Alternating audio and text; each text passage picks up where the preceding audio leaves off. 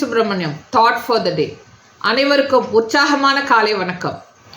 அறநெறி, புரிதல் யாவும் ஆக இருந்தவர்கள் யாரோவாகி போகிறார்கள். சில புரிதல்கள் இல்லாதலால். இனிய வணக்கம். இது தினேஷ் லண்டன் நம்ம சேனல். தேங்க்யூ தினேஷ். ஒவ்வொருத்தருக்கும் ஒவ்வொரு விஷயம் அவங்க இடத்துல இருந்து தான் நம்ம பார்க்கணும். நம்ம இடத்துல இருந்து அவங்கள நம்மள மாதிரியே பார்க்க சொல்றங்கிறது அது பெரிய தப்பு. நான் புரிஞ்சுக்கிட்டதை அவங்க வேற மாதிரி தான் புரிஞ்சுக்குவாங்க. ஒரு சிறந்த உதாரணம், ஒரு கதை. ஒரு ஹெலிகாப்டர் பறந்துட்டு இருந்துச்சு, வானத்தில் அப்படியே அழகாக பறந்துட்டு இருந்துச்சு. இந்த ஹெலிகாப்டர் அமெரிக்காவில் பறக்குது. அமெரிக்காவில் பறக்கும்போது ஒரு சின்ன பையன் பார்த்துட்டு, வாவ், அந்த ஹெலிகாப்டர் தான் எங்கள் அப்பா வருவாராட்டிருக்கு அப்படின்னு சொல்லிட்டு ஆசையாக பார்த்துட்டு இருந்தான். அதே ஹெலிகாப்டர் ஜப்பானில் பறந்துட்டு இருந்துச்சு.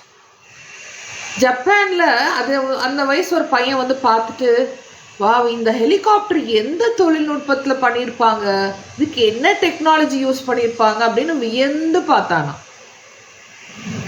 அதே ஹெலிகாப்டர் இந்தியாவில் பறக்கும்போது, இந்தியாவில் அதே வயசு பையன் அதை பார்த்துட்டு, எப்போ அந்த ஹெலிகாப்டர் மேலே பறக்க போகிறோம், எப்போ அந்த ஹெலிகாப்டரில் நம்ம இருக்க போகிறோம் அப்படின்னு சொல்லிட்டு ஆசையாக பார்த்தானோ.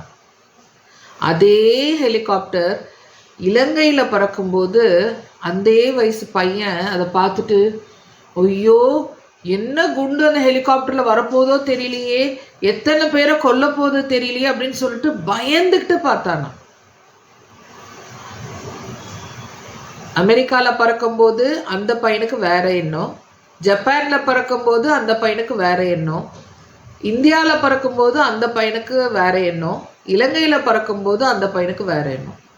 இப்போ இதுலேருந்து நமக்கு என்ன தெரியுதுன்னா, அவங்கவுங்க சூழ்நிலையிலேருந்து தான் அவங்களுக்கு மனசுக்குள்ளே என்ன இருக்கோ அந்த விஷயம் அவங்களுக்கு அது மாதிரி தான் தெரியும். நம்ம என்ன பொதுவான வாழ்க்கையில் தப்பு பண்ணுறோம் அப்படின்னா, நான் நினைக்கிற மாதிரியே மற்றவங்களும் நினைக்கணும்னு நம்ம நினைக்கிறதே ஃபஸ்ட்டு தப்பு. அவங்களுக்கு ஒரு சேலஞ்ச் இருக்கும், அவங்க வளர்ந்த சூழ்நிலை இருக்கும், அவங்க வந்து எந்த மாதிரி எண்ணத்தோட அவங்க வளர்ந்துருக்காங்கன்னு தெரியாது, பக்கத்தில் இருக்கவங்க என்ன சொல்லி கொடுத்தாங்கன்னு தெரியாது, அவங்க சூழ்நிலை எதுன்னு தெரியாது, எதுவுமே தெரியாது நமக்கு.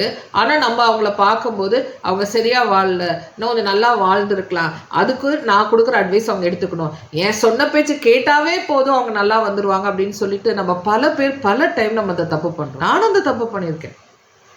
இப்போ யோசனை பண்ணி பார்த்தா எனக்கு நம்ம என்ன பெரிய தப்பு பண்ணியிருக்கோம் அப்படின்னு தோணுது. அவங்கவுங்களுக்கு அவங்கவுங்க பிரச்சனை தான் ரொம்ப பெருசாக தெரியும். ஸோ அவங்கவுங்க இடத்துல அவங்கவுங்களுக்கு என்ன தேவையோ அதை அவங்களுக்கு தகுந்த மாதிரி புரிஞ்சுக்குவாங்க.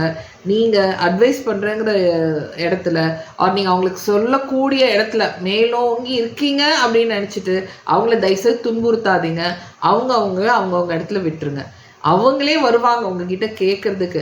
ஆனால் வரும்போது அவங்க உங்கள் காது மட்டும்தான் கேட்குறாங்களா, இல்லை உங்களோட அட்வைஸும் கேட்குறாங்களா, இல்லை உங்களோட உங்களோட ஒப்பீனியன் கேட்குறாங்களா தெரிஞ்சுக்கிட்டு சொல்லுங்கள். அட்வைஸ் ஃப்ரீயாக தான் கிடைக்குது, எனக்கு டைம் இருக்கே அப்படின்னு சொல்லிட்டு எல்லாத்துக்குமே அட்வைஸ் மேலே பொழியாதீங்க. ஓகேயா? இது உங்களுக்கு சொல்லணும்னு தோணுச்சு. உங்களுக்கு என்னோடய வீடியோ பிடிச்சிருந்தா லைக் பண்ணுங்கள், ஷேர் பண்ணுங்கள், சப்ஸ்கிரைப் பண்ணுங்கள். தேங்க்யூ.